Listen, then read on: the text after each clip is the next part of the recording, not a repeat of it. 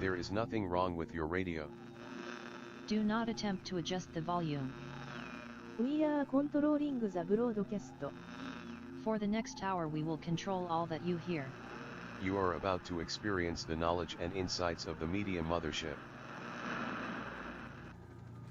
All right, you're listening to Edge Radio 99.3 FM. This is Media Mothership. We've taken over the airwaves and We have boarded. boarded. Yes, big shout out to previous show co-host Taylor for helping bring us in with an old song he'd put together for Media Mothership. On this show, we look at how media can shape our understanding of the world around us. I'm your host, Craig, joined by co-host Zeke. Hey, Zeke. Hello. Hello. Well, hello there. Hello there. And today we're going to do a coverage of some of the really weird and out there stories of bizarre internets. First one's pretty bizarre. Travel and activity. Of course, if you're following along at home, you can go to the mediamothership.au website, which has show notes up and links to all the articles we'll be talking about.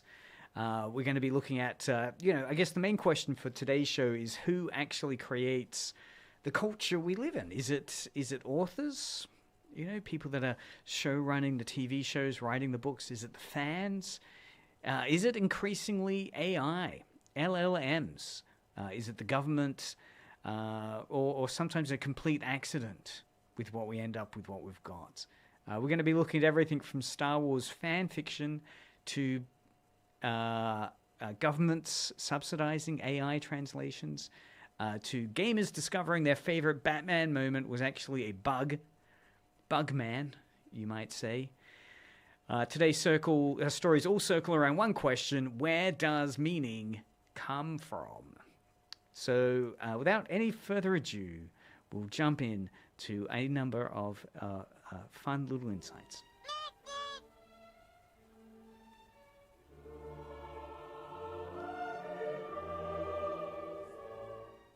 Again, we're streaming live on YouTube and Twitch, as well as the airwaves 99.3 FM and the DAB. You can message us directly in the studio 0488811707 or reach out to us through the live chat on YouTube or Twitch. Fans becoming creators. First story I want to jump into is from Polygon. Headline: Star Wars controversial Reylo ship will soon be a Prime Video rom-com. This story is about how a author, Ali Hazelwood's hit rom-com The Love Hypothesis began as a popular Star Wars fan fiction exploring the Reylo pairing of Rey and Kylo Ren. So that's from the later trilogy, the trilogy that was most recently finished, started and ended by J.J. Abrams.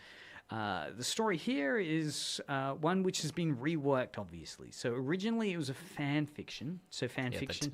It's definitely not set in space and has lightsabers.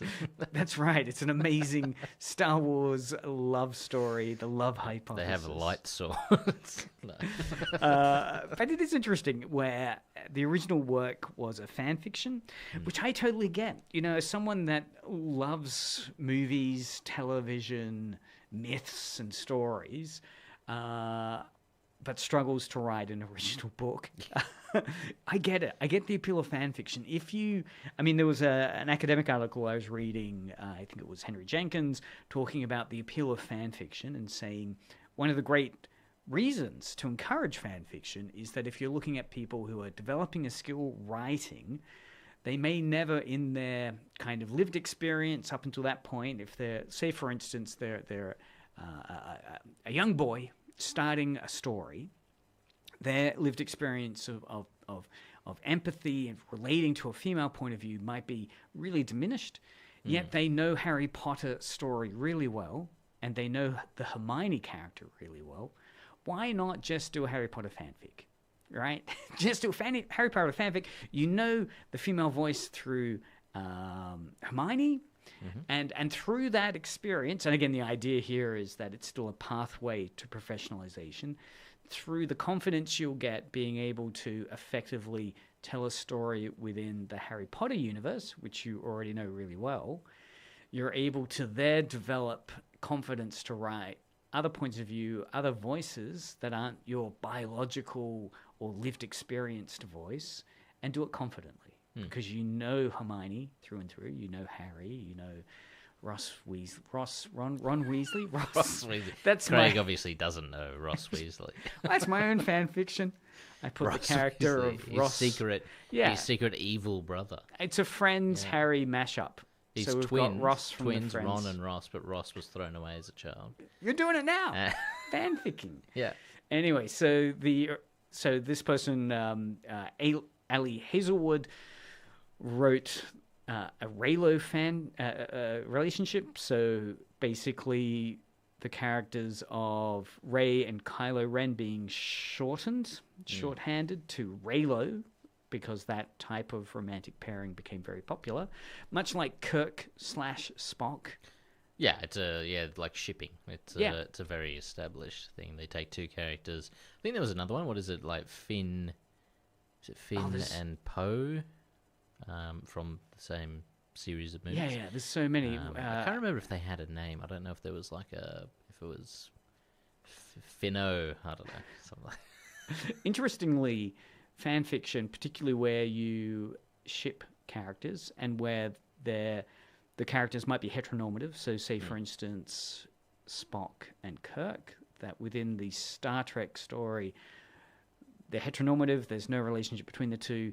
Yet the way in which that fan fiction became codified was Kirk/Spock, and slash became the shorthand term for queering the characters that are heteronormative into love relationships in the story. So slash fiction. So here, for instance, we have the Reylo story. It's now been reworked, so they've replaced the Star Wars setting and the names of the characters to instead make it an original novel. So they've made it an original story by. It's kind of quite like. I mean, I don't really want to watch it or. Well, it's set to premiere or whatever, but I do wonder, if it was set in Star Wars and within the canon of the films and stuff. I'm wondering, storyline, all these things that happen. I'm like, how much did they It's like, gee, I wonder if that dog away. was an Ewok, or I wonder if the car they're in is really, Yeah, they've been doing a spaceship AT-AT. or something. Yeah, exactly. You're like, I don't know. Yeah, the villain, I don't know. The heavy breathing, it's a bit of a Darth Vader vibe. Yeah. So originally, it began as the book started as a fan story titled "Head Over Feet" on Archive of Your Own websites, and it was written under the pen name Ever So Reylo. And then the transformation happened. The characters were then reimagined. Rey became the PhD candidate Olive Smith. Okay, yeah, I guess that's like a training Jedi. Yeah, and Kylo Ren became Professor Adam Carlson. Professor. So they have that, I guess, that Padawan. He's not really a professor. Wow. It's not really that one's relational. But You need to do that. I guess they're leaning into the power dynamic difference. it's true, but that would be more of like a, I guess if you, did like a Luke and Yoda, or a Luke and Obi-Wan. Yeah, well, yeah, because Kylo Ren is a bad guy. So and he's by no means like he's obviously not a Jedi, but he's by no means like a Sith Lord. I mean, he's sort of a Sith Lord, but not really. He's sort of nowhere really near that at all. So. Well, I mean, the setting. Well, the reason you've got a professor and a PhD candidate is that its setting changed from a galaxy far, far away to a STEM, science, technology. What is STEM? Science, technology, engineering, medicine. Okay, medicine. So the film stars Lily Reinhardt and Tom Bateman. It turns out Tom Bateman is actually married to Daisy Ridley, who is the character Rey. So it's going to be on Prime Video September 23rd. Surprising detail from the story is the actor playing the male lead Tom Bateman is actually married to the real life, Daisy Ridley, who's the character that the fanfic is based on. Weird. Very, very unusual. If you could turn one of the fan fiction pieces you're writing at the moment, Zeke, into a real movie or book, which do you reckon there's a fandom out there that's kind of like, I could see turning that into something would work? Like maybe the fan fiction for Obsession, right? You do a fan fiction within that wish fulfillment horror movie. Yeah, you could make a. Well, this is the thing, right? So fan fiction, I guess, doesn't necessarily need to be with existing characters or focus on existing characters. But I feel like if you were to do a fan fiction of Obsession, you could do it within the same universe. Maybe you could include like some similar characters, like maybe the shopkeepers who were in that movie in the store where he buys the One Wish Willow. Yes. Maybe they could reappear in that story. But you could have a completely different character who goes there and gets a One Wish Willow and then makes a different wish, and then maybe that's... Yeah, because normally fan fictions are kind of fall into a couple of different models. You've got the what if fan fiction, what if this character what if Ron didn't fall in love with Hermione but instead fell in love with Harry and got married, right? True. Well, I suppose you could do what if Bear didn't make that wish but made a different wish instead. Or the Missing Years fanfic, right? So what happens between the first Harry Potter book and the second Harry Potter book, where there's a bit of a gap? With Obsession, what happens next? You could say what happens after that car scene, horrible... but like from from Nikki's. And then you've got ones which are called the Mary Sue fanfic, where basically you put a thinly veiled version of yourself in the story. Oh yeah. And often that version of you, has a romantic relationship with a key character. Yeah. They're called Mary Sues. So yeah, there's a couple of really interesting ways to explore the fan fiction environment. I think it's interesting. One thing that I was thinking of about the fan fiction thing is that it's interesting to note sometimes that, like, say for instance the what is it called, the Force Awakens. I feel like in some respects you could call a fan fiction because J.J. Abrams is a fan of Star Wars. It's an officially licensed, obviously endorsed Star Wars story. Yes, but he was a fan. This is his fan fiction of what happens after the original movies. It's a bit of a slight, though, if someone calls your movie a fan fiction. But like, it is. It's still fiction, and it's a bit of a fan fiction. It's a fan fiction. Yeah. But it falls within like one of those categories you're talking about. Totally. After. Look, as normally fan fictions are not high on the hierarchy of works that are appreciated by the mainstream. Well, yeah, because I obviously George Lucas wasn't involved in those movies at all. So to some people, they could say like, these are not necessarily official or whatever. So it's like, because there is a completely different creative force that has come in, you could say that this is a fan fiction because this is his thought about like how it continues.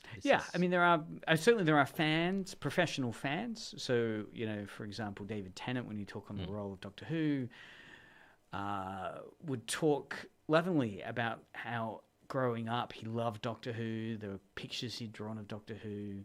So there was that idea of, at one point, maybe 20 years ago, the fans were taking over the industry. There were more people revealing themselves or unabashedly saying they're huge fans of this property and that's why they want to create it. I mean, Henry Cavill, right? That kind of Warhammer 40k fandom he has. The Witcher as well, despite that ending how it did, but that would still where he stepped back. That was part of it. That was his love of it. Yeah. But it is, because I guess the other example of fan fictions that have erased their fan fiction background and then become original pieces of themselves was the 50 Shades of Grey story, which originally began as a fan fiction in the Twilight world. Yeah. Twilight universe. And that's a case of the author of 50 Shades of Grey hiding and disavowing any fan fiction connection to that work. Yeah. So they were quite embarrassed by it. But that's probably it's probably the biggest example of a fan fiction piece, and probably it was big because the author themselves really didn't want to disclose that. Yeah. Sadly. Well, Yeah. Little next story. Moving on, still keeping in the world of writing. Another story from Polygon. Headline: Brandon Sanderson says fantasy's future depends on not copying Lord of the Rings. So again, talking of fans and fans of properties, Lord of the Rings is one of those influences many people proclaim their fandom of, and many people say it's like Lord of the Rings, but it does X. yeah. So Brandon Sanderson, of course, well-known author behind series like the Stormlight Archive and Mistborn, delivered a lecture at Oxford University challenging the fantasy genre to stop merely copying J.R. Tolkien's Lord of the Rings. He argues that while Tolkien's work is foundational, over-reliance on his style has stifled innovation and caused readers to lose their sense of wonder. Sanderson urges writers to draw from diverse narrative traditions to restore empathy and hope to the genre.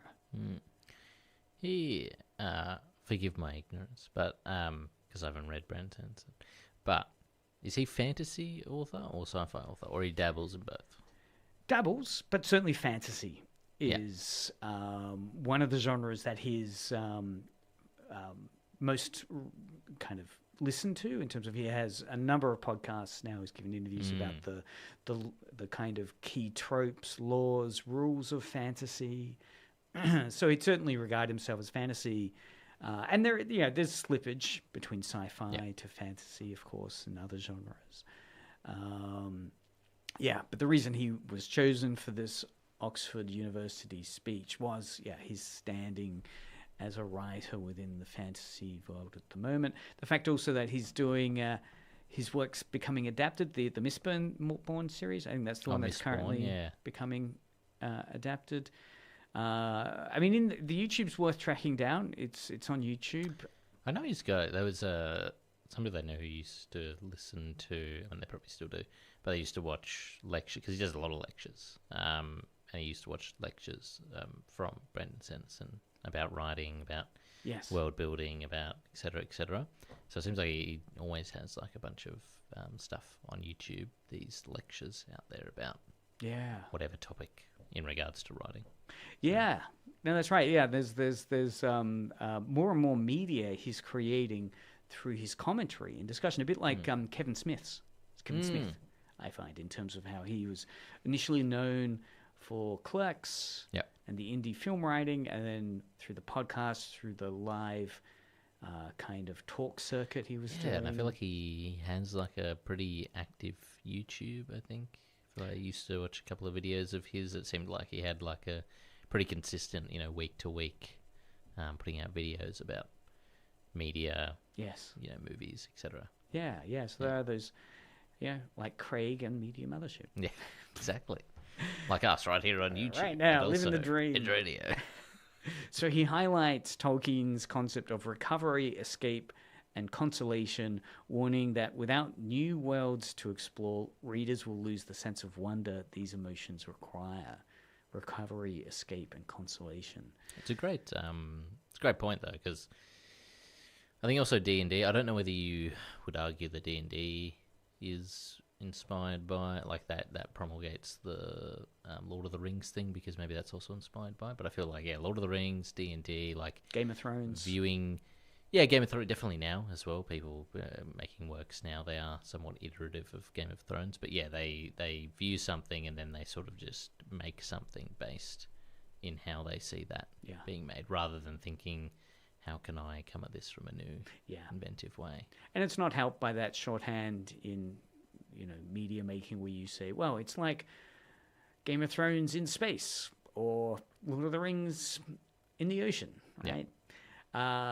So he also says that the genre must evolve beyond medieval European tropes and include diverse roots and traditions. Otherwise, it risks becoming stagnant and losing its adult audience. What's interesting is I'll look at fantasy books, and then you're going through them and you're like this, and you've got all your generic sort of European. I mean, maybe they're good, maybe they're not. You don't know, but they all look very similar, and they're all steeped in that European medieval sort of thing. And then you see like a book that is like, say, Eastern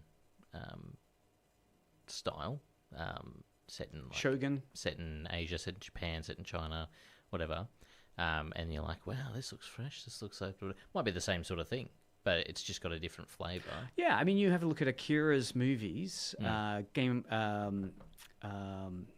is it? Castle of Thorns. There's Ran. There's a number of Kurosawa movies from the 60s, 70s, which are distinctively Japanese, but they're retelling of Shakespeare stories. Yes. So again, they have that storytelling beat to them, but the visuals and some of the interplay is radically revised through the fresh new setting of feudal Japan rather than Europe.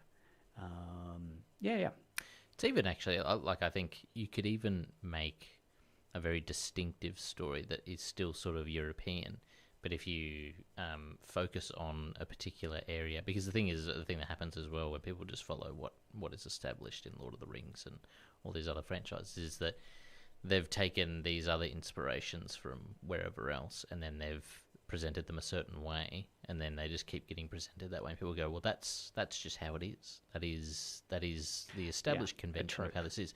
But then really, if you go back in mythology, folklore, or etc., like you can make something that's like a Celtic inspired or whatever, and you go there and you could actually research about what it actually was originally, and you could present something steeped in that.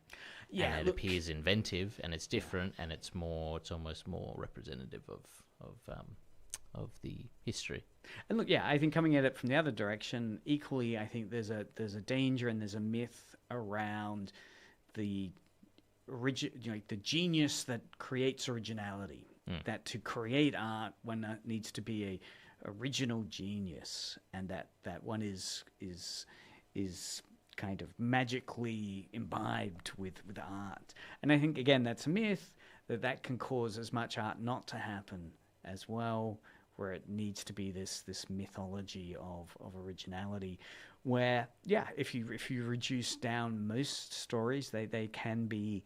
I mean, this was Joseph Campbell's idea with the monomyth, that there are core mythological foundations to all stories. Jung's idea of again these kind of unconscious traces of previous stories. There's deeper stories to come into it, and indeed, I mean, Sanderson in the article here admits that the title he'd given the essay and the YouTube, which is How Tolkien Ruined Fantasy, was intentionally clickbait. The actual point wasn't that Tolkien's bad, but that his perfection was so overwhelming it accidentally held the rest of the genre back from evolving. So again, that idea that people were so in thrall of what they saw as perfection that it made people reluctant to try. It's almost this fan fiction idea.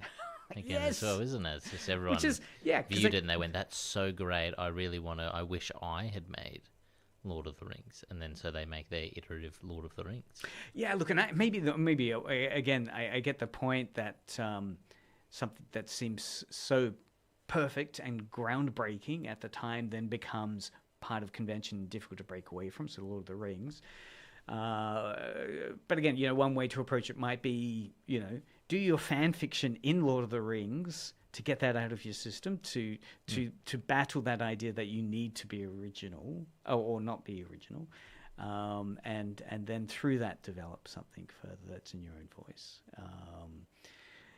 Interesting thing. I mean, if fantasy did stop, if we take the premise that it is copying, if fantasy did stop copying Lord of the Rings tomorrow, it's an interesting question: is what kind of magic systems or or fantasy would arise today.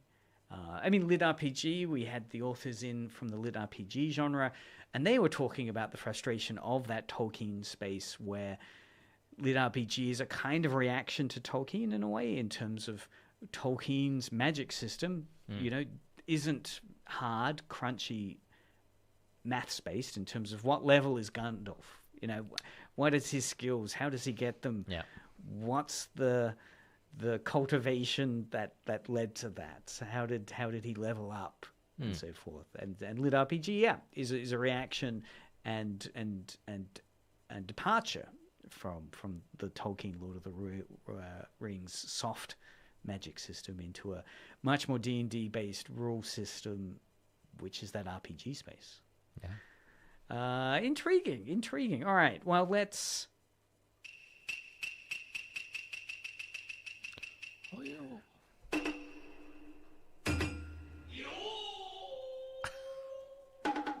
Okay. Wow. Yeah. It always cuts off quite suddenly. Shifting topic to AI simulation and cognition now. A wonderful article showed up on Kotaku called Study Uses Age of Empires video game. So it uses Age of Empires scenario editor to illustrate why it's farcical to treat AI as cognizant. So OpenAI and the like are using our fantasies about technology to bilk investors. If we want to protect the public, we need to establish the difference between consciousness and something mimicking it. So the basic gist of this article is that a researcher has recently used the old video game Age of Empires 2 and the scenario editor within it to prove that calling AI conscious is absurd. Right? So people that have used ChatGPT a few times and say, oh my gosh, there's a real sentient awareness communicating to me. And again, this researcher has just been wanting to point out it's absurd to think that way. And he's shown this through using simple game logic within the game that can mimic the same emergent behaviors we attribute to large language models. So that's like ChatGPT, Claude. The study argues we are projecting human traits onto code just because it speaks our language, ignoring the alienating reality of how these systems actually work. So the experiment, to drill down a little bit deeper into this, it's called the GOAT experiment, was what the researcher referred to it as. The GOAT. D. Winter, the author, replicated LLM functions in the RTS game Age of Empires 2. He used goats, grass, and bridges, coding them as kind of sentient beings. 57% of recent AI papers still assume these systems have human-like attributes, despite this being demonstrably false. Right. So again, within papers on AI, there've been a kind of, I guess some people will call them delusions, where they've seen within these systems human-like attributes. And again, there's there's people trying to challenge these assumptions that yes, they might appear human-like to you, but they're not sentient, they're not human. So it's referred to as the warmth trap. Warmth trap. Users get attached to AI not because it thinks, but because it mimics personality, similar to how we bond with movie characters, but not our toasters. Right? So I came across something saying, it's like the wooden bird doesn't need to drink, right? It looks like a bird. It's got bird-like shapes to it, but it doesn't require to drink because ultimately it's not a bird. It's a construct. Much like with this, AI might look like it has all the outward appearances of human behavior, but we have to understand it's not ultimately sentient and human-like.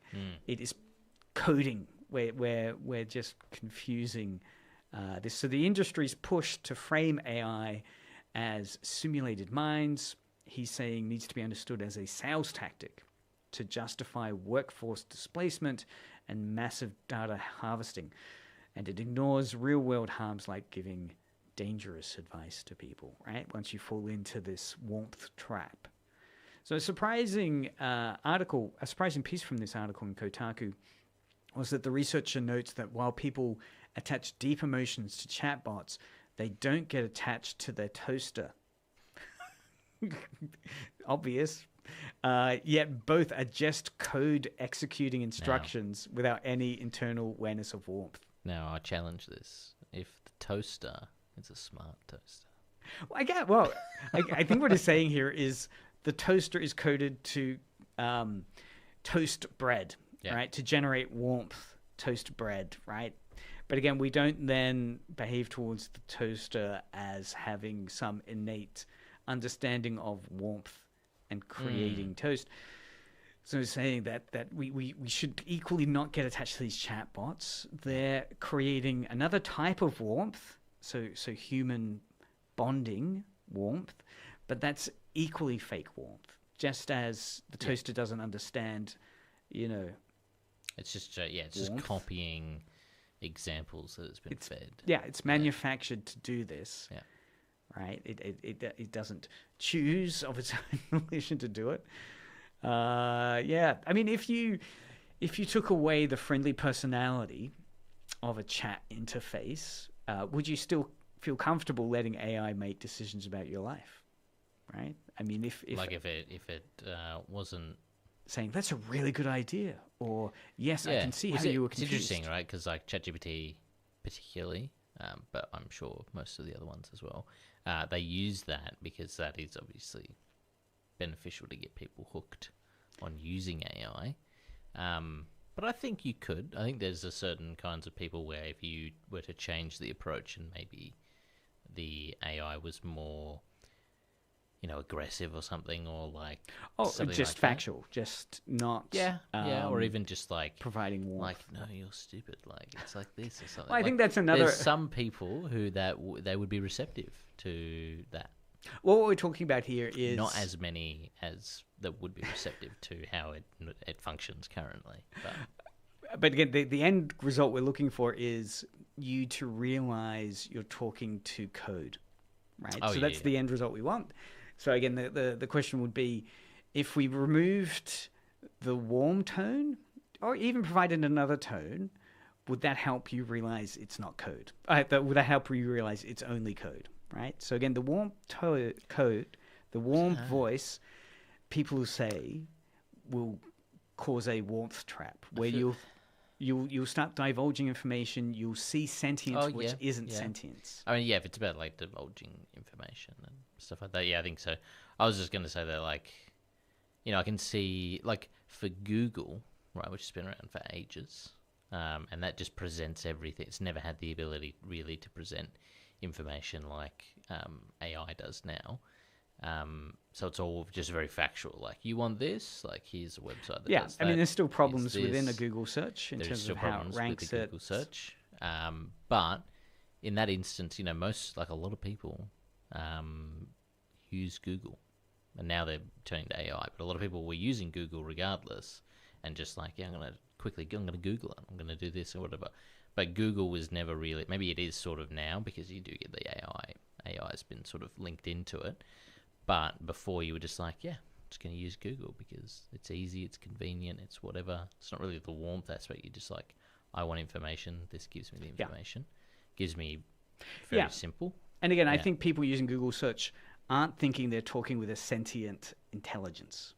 Yeah, well, that's the thing. They don't think they are. But they would hold Google up as like if I need to know something, Google will let me know. Yeah, but again, you're gathering that information not because you think Google is an oracle of godlike. No, you still have to use your own critical thinking. Sentience. AI is the next step of this, where you are required to use less critical thinking, and you are more, emotionally attached to it. But I do think that there is something there. Well, I think it's a loss, right? I mean, I think this is the danger which this article is pointing to. That what we've found as we move away from a Google Search Act to getting that searching happening with an AI chatbot system is that because we can fall into a warmth trap. Before we know it, we're not just getting information to act and to do things. We're providing it with information about our lives. Yeah. We're taking instructions from it in a way where maybe we're not You're viewing it saying, as is like this true? We're getting hallucinations. Before you had to Google something and then you had to go through the search results and you had to read the things and you had to make your own critical assumptions. Now it's as if you're talking to someone, or you believe you are talking to somebody who has done all of that for you and is just telling you the end result. And you can see the consequences of that in the Google search era. We never had court cases being thrown out because lawyers had used hallucinated information. Yeah. Right? And that's the change, right? That you have professionals who are now switching off the critical functions and are taking as wholesale truth ChatGPT or whatever LLMs replies are and putting it into quite consequential documents like court case material. What is so interesting is that because like the things that get you caught up is the idea that like it's can use things like Reddit and like obviously there's a lot of BS on as Reddit. We showed on June 5th, we now have 57% chat non-human traffic on the internet. Yeah, exactly. So, like there's a lot of BS on Reddit. So then suddenly if somebody's trying to create a legal defense or something like that and they're using ChatGPT and it's drawing on Reddit, Reddit examples from, r/law or whatever the hell it is, it's like obviously that's not going to be legally succinct. Yeah. And if you normally were to view that thread on Reddit, you would go, well, this is BS. It's on Reddit. But then suddenly you don't see the citation, you don't see where the data comes from. Yeah, and ChatGPT, and again, that's that warmth trap because ChatGPT does it confidently, does it in a encouraging fashion, a friendly fashion, a warm fashion, and it can lull you into a sense of, well, this is a friendly voice. Why would a friend mislead me? And again, that warmth trap, very real. So yes, that's Age of Empires. We'll link to the article. If LLMs have human-like attributes, then so does Age of Empires 2 by Adrian de Winter, published just recently. Absolutely fantastic article. Where he proves how Age of Empires 2 is misleading. It does remind me of one more. The article in Kotaku linked to this really fascinating concept called the Eliza effect. Basically, the Eliza effect describes our tendency as humans to project human understanding and emotions onto single computer programs, even when we know they are just following basic rules. So again, chatbots that are instructed to be friendly. It started, so this article on Eliza effect goes back to 1966, a 1966 chatbot called Eliza that mimicked a therapist, convincing users it actually cared about their problems. But again, it was just following scripted commands to, oh dear, how does that make you feel? Oh dear, why would that happen? You have setups like this. Again, it doesn't actually care at all, but it's just providing scripted reactions. So this was created by MIT's Joseph Weizenbaum. Eliza simulated a Rogerian psychotherapist by simply rephrasing user statements as questions. A Rogerian? Rogerian. So an example would be the human says, well, my boyfriend made me come here. Eliza replies, your boyfriend made you come here? The human says, he says, I'm depressed much of the time. Eliza replies, I'm so sorry to hear you are depressed. So again, they're rephrasing the statement, but as a question. And then the human says, it's true, I'm unhappy. And Eliza says, do you think coming here will help you not to be unhappy? Again, you're just rephrasing what they've said. So an interesting reaction was this: despite knowing it was a program, users unconsciously attributed genuine empathy and intelligence to this output. So this discovery shifted AI development towards social engineering and imitating human behavior as the key step forward, rather than seeing this as we've got to be careful. AI development said, okay, this is great. Well, this is, and this is when people are talking about using AI and even just the idea of codes of practice. Yeah.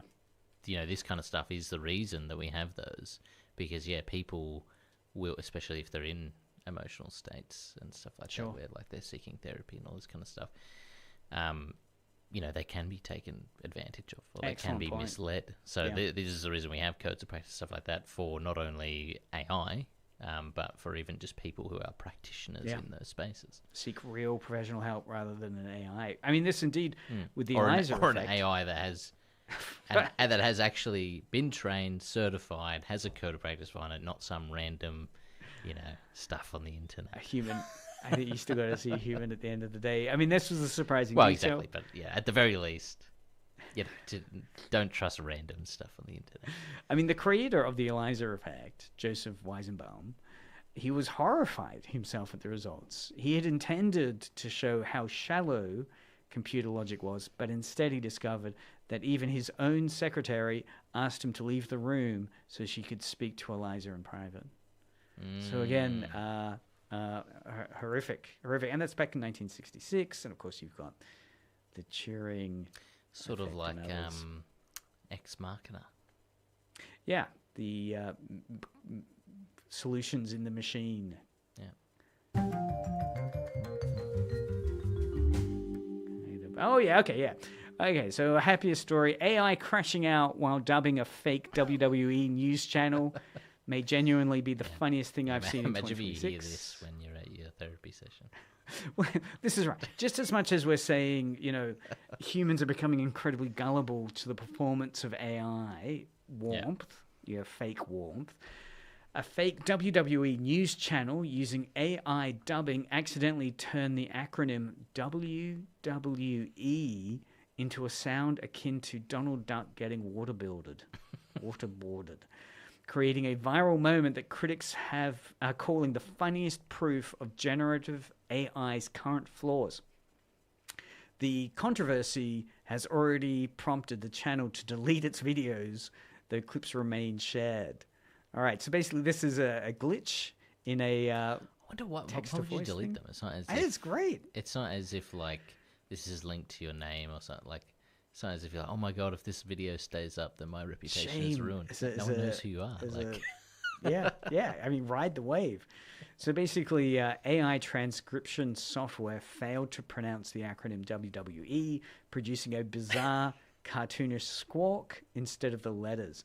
The aftermath of this has been that the channel behind the AI slop started deleting videos immediately after content creator Larry Bundy Jr. exposed the failure on X. It is ironic, while AI critics have long argued the tech is harmful or otherwise useless, this specific failure is being celebrated as a rare, intentional comic benefit. So let's listen to it now. This is, again, WWE wrestlers react to the cancellation. This is a legit video. Millions of fans are making right now. Can you afford it? Maybe. But do you feel like you have to be there? That's the question. AI voice. And for a lot of people, the answer this year seems to be not quite. The show will happen. The stadium will likely fill up one way or another. What I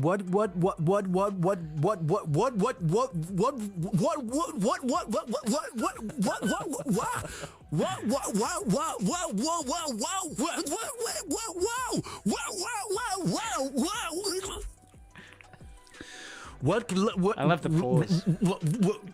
It's funny that sounds like he pauses for a moment and it's like, all right, let's try this again. And then just goes back. So pauses. Yeah, and it becomes very, very like wet.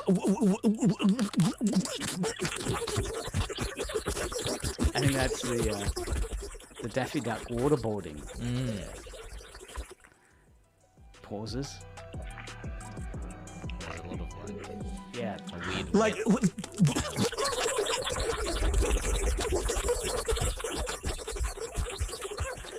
I mean, it'd be great if you were actually watching a sporting event and they had AI voices, and suddenly the voice was just demonic. Yeah. Just kind of, and it was an Go acronym. past the end zone. Blah, blah, blah, blah. And it pauses. Yeah. You hear that mouth voice stuff, that ASMR. And then it just stops for a bit and he goes, and then So good, so good. I mean, the story does highlight that uncanny valley of comedy, right? That, you can automate human creativity, and it always feels like it'll be horrible. But then there'll be these chaotic failures, Yeah. which are just so entertaining, right? More entertaining than the real thing, right? Obviously, if a real human was voicing this, got to WWE and didn't know how to do the acronym WWE, and instead of that was trying to pronounce it, it would have some amusement to it. But because it's an I AI, trying to say what? that's right. At first, I thought there was a word there, but maybe that was the predictive text, much like the story we ran last week, where the Samsung phone spell check has become more and more unusable because it's AI based rather than predictive text, basic grammar checking. Yeah. Similar to this, it's trying to do a word that it's predicting should be there. It's not there. WWE doesn't exist necessarily in the dictionary it's been coded with, and it's a particular combination of letters that makes it fantastic. Alrighty. All right, we'll finish up with one last thing. Oh, here we go. All right. So, last story, or maybe one more after this, if we can squeeze it in. Games Radar. Half the game is the player's imagination. Batman Arkham Knight fan favorite detail is actually a 12-year-old bug, Rocksteady veteran reveals. A former Rocksteady programmer revealed the iconic moment where Robin crouches for Batman. So this is in the video game...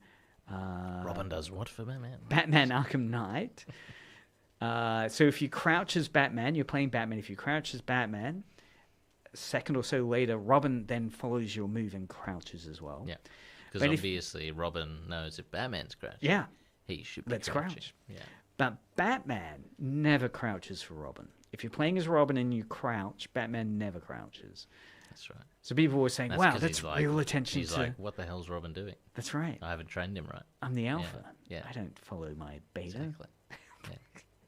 Yeah. So rather than being an immersive game storytelling moment, it's actually a 12-year-old glitch, not an intentional character joke. Despite being a bug, the developers suggest it fits the dynamic so perfectly that it's better left in as a loved feature. That's what I wondered, because when I was going, or when you were talking about this article before, it sounded as though you said that like they knew that the bug existed but decided not to fix it. Obviously, not put any time into it because time is money. Yes.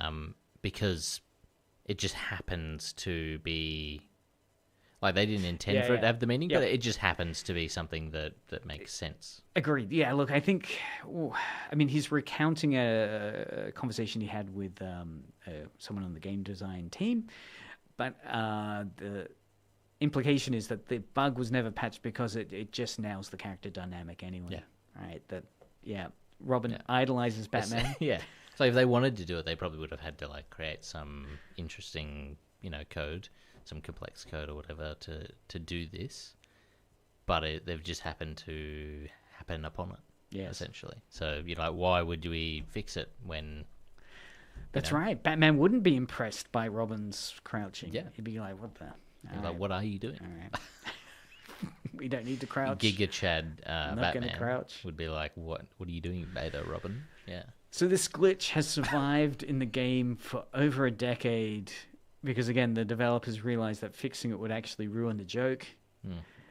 So they effectively chose to let players believe it was intentional all along. I wonder if that happens with other, because there was you could play as Robin, but I'm pretty sure you could play as like Other characters, right? Nightwing as well, and maybe Catwoman as well. So I wonder if it also The crouch does mechanic. a similar thing or not with them.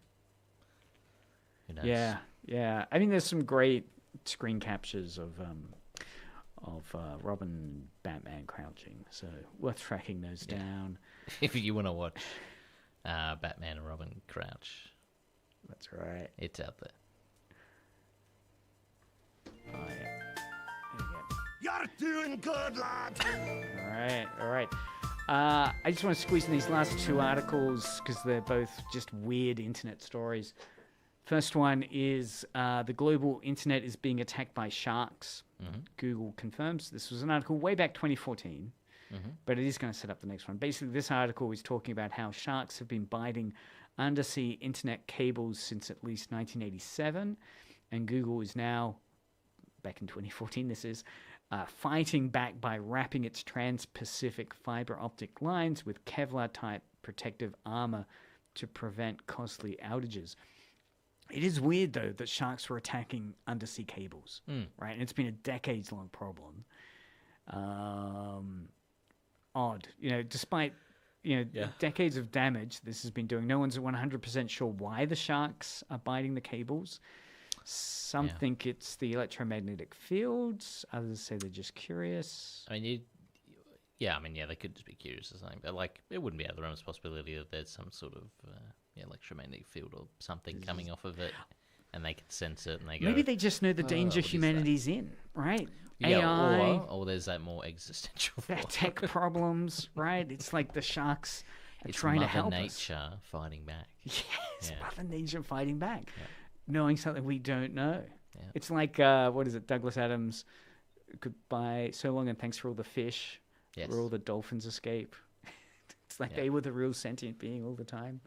But this does tie into the last article, which is an article from The Conversation, which came out last week, headlined, "Scientists Find Antidepressants in the Brains of Sharks Off the Coast of Rio de Janeiro." So basically, scientists in Rio de Janeiro have discovered sertraline, the active ingredient in the popular antidepressant Zoloft, and it's been accumulating in the brains of critically endangered hammerhead sharks. The science team has been getting the hammerhead sharks from accidental bycatch from fishing nets, and they've found that it has a lot of this chemical in its brain. So this finding reveals how human medication flushed into the ocean via untreated sewage is bioaccumulating in apex predators and potentially altering their neurochemistry. So the source says in the conversation, it says only one of the reasons it's so severely high in Rio de Janeiro is only about 47% of Rio's sewage is effectively treated. Yeah. So that's nearly half is not treated effectively. So it does mean that if you're dumping your medicine cabinets full of medication just in the toilet, it's pretty much going to go straight into the ocean system. So it allows pharmaceutical residue to bypass filtration and enter the coastal food chain. The study focuses on hammerhead sharks, a critically endangered species found less than a kilometre from popular beaches like Copacabana. The risk we're looking at here, the article points out, is while we don't know if the drugs are changing shark behavior yet, lab tests on other fish show sertraline can cause learning delays and reduced movement. Sharks have neurochemistry surprisingly similar to mammals. A really sad, surprising detail of this is that Rio de Janeiro also has, Brazil has the highest fatality rate from shark incidents in the world. In 2021, the recorded mortality rate reached 30%, and that's compared to 1% in the US and 14% here in Australia. Again, they're not saying that there's a causation between antidepressants and these ocean attacks. We're not saying there's a causation, but, wink, wink. Yeah. So it's not just a local issue. A March 2026 study in the Bahamas found cocaine, caffeine, and painkillers in the blood of 28 out of 85 sharks sampled, proving the human drug use is becoming a global marine pollutant, even in areas with lower urban density. Golly gosh. Yeah. I mean, if we know these drugs are altering the behavior of fish in the lab, should we be worried about how they're accidentally creating massive, uncontrolled experiments of neurochemistry in the ocean's top predators? Yeah. Cocaine bear. Yep, cocaine bear. All right, well, on that troubling point, That Edge Radio because we're at 5:01 now. Sorry, going into the That's Edge Radio tunes. for the week. That's Edge Radio. Sorry. No more for the rest of the week. It's Media Mothership this week. I'll see if I can schedule a show next week. I'll be off next week. Yes, and in the big wide America. Yeah, so that's going to happen. Then I'll be, hopefully... On the Oregon Trail. Media Mothership will return the week after. Isn't that a horror story? Yeah. At least I'll be outside those hammerhead sharks if I'm in the middle of America.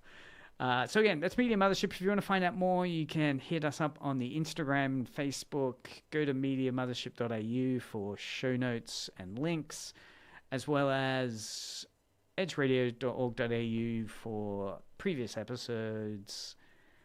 Keep listening now for Edge Tunes, and then at about 30:30 we'll have Tapestry. Tapestry with Giz. Tapestry with Giz. Thanks again for everyone for listening. Thanks, co-host Zeke. Thank you for having me. Excellent. Yo, what's up? This is Edge Radio. Yeah, that's it.